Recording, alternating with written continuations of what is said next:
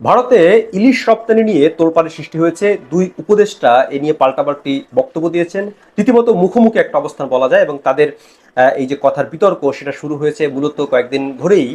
মৎস্য প্রাণী সম্পদ উপদেষ্টা বলে আসছিলেন যে ভারতে ইলিশ রপ্তানি করা হবে না, আগে দেশের যে চাহিদা সেটি পূরণ করা হবে। কিন্তু এর মধ্যে আমরা দেখলাম যে 3,000 মেট্রিক টন ইলিশ রপ্তানির একটা সিদ্ধান্ত হয়েছে, এবং এ নিয়েই মূলত কথাবার্তা।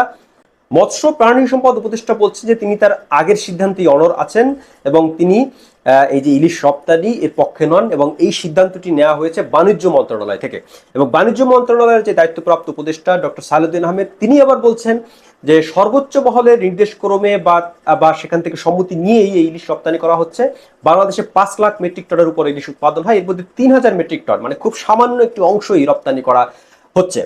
তো সুতরাং এ নিয়ে ইমোশন বা আবেগের কিছু নেই, এবং এই রপ্তানির ফলে কিছু বৈদেশিক মুদ্রাও আসবে বাংলাদেশে। সুতরাং এটিকে ইতিবাচকভাবেই দেখা উচিত। আহ, ইলিশ রপ্তানি নিয়ে কিন্তু দীর্ঘদিন ধরেই এক ধরনের নাগরিকদের মধ্যে কিন্তু এক ধরনের আলোচনা। ভারতে ইলিশ রপ্তানি প্রসঙ্গ এলেই এইটা শুরু হয়। অন্য কোনো দেশে হয়তো বা রপ্তানি করলে অতটা এই নিয়ে বিতর্ক হতো না।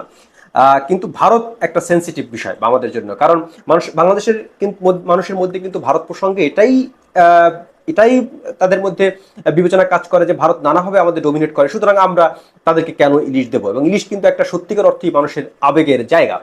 তো এই দফায় এই ইলিশ রপ্তানি আরো একটা বাড়তি কিন্তু একটা আলোচনার জন্ম দিয়েছে, কারণ এখন একটা পরিবর্তিত পরিস্থিতি, এবং এই পরিস্থিতিতে ভারতের সঙ্গে ন্যায্যতা ভিত্তিক যে সম্পর্ক সেই সম্পর্কটিকে কিন্তু ফোকাস দেওয়া হচ্ছে। কিন্তু এক্ষেত্রে একটি জিনিস বলতে হয় যে স্বৈরাচার শেখ হাসিনা বিরোধী যে আন্দোলন, সেই আন্দোলনে কিন্তু পশ্চিমবঙ্গের মানুষ কিন্তু রাস্তায় নেমে এসেছিলেন, এবং তারা কিন্তু সমর্থন দিয়েছিলেন এই আন্দোলনের পক্ষে। মানে শেখ হাসিনার পতনের পক্ষে কিন্তু তাদের একটা ভূমিকা ছিল, এবং তাদের সেই যে সহানুভূতি বা সমানুভূতি যাই বলি সেটা কিন্তু বাংলাদেশের মানুষের পক্ষে ছিল।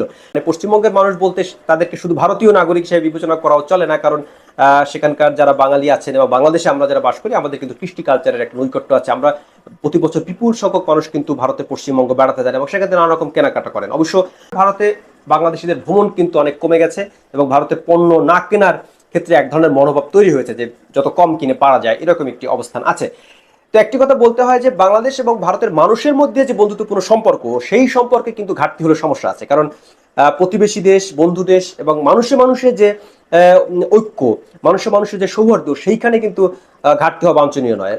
রাজনীতিবিদরা, বিশেষ করে দুষ্ট রাজনীতিবিদরা কিন্তু এটা নিয়ে রাজনীতি করেন, এবং বাংলাদেশের মানুষকে এক ধরনের মানে ক্ষুদ্র মানুষ হিসেবে বিবেচনা করার চেষ্টা করেন। এবং সাম্প্রতিক সময় আমরা দেখেছি যে ভারতের স্বরাষ্ট্রমন্ত্রী অমিত শাহ তিনি আবারও বাংলাদেশিদের নিয়ে কিন্তু এক ধরনের নেগেটিভ মন্তব্য করেছেন।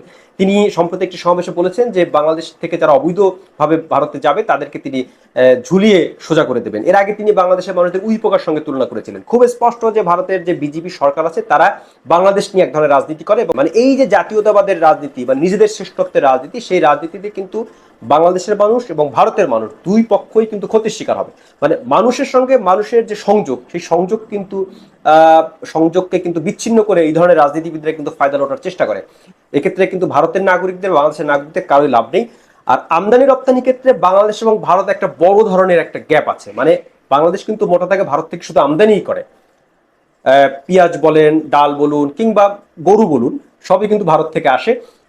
সে তুলনায় বাংলাদেশ থেকে কিন্তু রপ্তানি কম। ভারত থেকে বিভিন্ন ধরনের কাঁচামাল এবং ইলেকট্রনিক্স পণ্য কিন্তু বাংলাদেশে আসে। সুতরাং আমদানি রপ্তানি একটা গ্যাপ আছে। এবং বাণিজ্য উপদেষ্টা সে কারণেই বলছেন যে কিছু বৈদেশিক মুদ্রাও এ থেকে আয় হবে। আর যেহেতু 5 লাখ মেট্রিক টন আমরা ইলিশ উৎপাদন করি, সেখান থেকে 3,000 মেট্রিক টন যদি রপ্তানি হয় সেটা এমন বড় কিছু নয়। কিন্তু ওই যে আগেই বললাম ইমোশনের যে জায়গা, সেই জায়গাটাই কিন্তু এক ধরনের বিভেদের জায়গা আমরা তৈরি করে ফেলেছি। মানে মানুষে মানুষই কিন্তু বিভেদ কাম্য নয়। সেই দিক থেকে বিবেচনা করলে এই দুর্গাপুজো উপলক্ষে ভারতের বিশেষ অনুরোধে এই ইলিশ রপ্তানি করা হচ্ছে, এবং সেটিকে ইতিবাচকভাবে দেখাই বাঞ্ছনীয়। আর ভারত যদি এখন বাংলাদেশে অনেক পণ্য রপ্তানির ক্ষেত্রে রীতিমতো, ভারতের যে বিজেপি সরকার তারা সেটা করেও, প্রায়ই তারা পেঁয়াজ ডাল সহ বিভিন্ন পণ্যে কিন্তু রপ্তানির ক্ষেত্রে বিভিন্ন ধরনের বিধিনিষেধ আরোপ করে তাদের দেশের বাজার ঠিক রাখার জন্য। সেক্ষেত্রে ভারতের মতোই যদি আমরা আচরণ করি সেটাও কিন্তু কাম্য নয়। আর খুব মোটা দাগে বা খুব বিপুল সংখ্যক মাছ রপ্তানি হচ্ছে এটাও বলা যাবে না, এবং ইলিশ কিন্তু চোরাপথেও ভারতে চলে যায়। মানে রপ্তানির সুযোগ বন্ধ হয়ে গেলে কিন্তু চোরাপথে ইলিশ যাচ্ছে, ইলিশ রপ্তানি কিন্তু থেমে নেই। আর মৎস্য উপদেষ্টা যে বলেছেন বাংলাদেশের মানুষকে তিনি আগে ইলিশ খাওয়াবেন, ইলিশ নিয়ে একটা বড় সিন্ডিকেট কাজ করে। বিশেষ করে যে জেলে কষ্ট করে ইলিশ মাছ ধরেন তিনি কিন্তু ইলিশের ন্যায্য মূল্য পান না, আড়তদার সহ বিভিন্ন মধ্যস্বত্বভোগ কিন্তু ইলিশের দাম নিয়ে যায়। আর গরিব মানুষের পক্ষে 1,000 টাকার বেশি দাম দিয়ে এখন ছোটখাটো যে ইলিশ, আধা কেজি নিচে যে ইলিশ, সেই ইলিশও কিন্তু 1,000 টাকার উপরে কেজিতে কিনতে হয়। এই নিয়ে একটা বড় সিন্ডিকেট কাজ করছে। ইলিশ কিন্তু এখন সংরক্ষণ করা যায়, নানা রকম ওষুধ টষুধ দিয়ে ইলিশ কিন্তু সংরক্ষণ করা যায়। সুতরাং ইলিশ নিয়ে এই যে সিন্ডিকেট, তারা কিন্তু গরিব মানুষের পাতে আর ইলিশ উঠছে না। সাধারণ মানুষের খাবার কিন্তু ইলিশ নয়, এটা এখন বড় লোকদের খাবার। সেই দিকটা বিবেচনা করা দরকার। আর ভারতের সঙ্গে বাংলাদেশের যে বিভিন্ন সমস্যা, সেটা ইলিশ নিয়ে যে বিষয় নিয়ে এত আলোচনা হচ্ছে, ইলিশ নিয়ে এত আলোচনার আসলে কিছু নেই।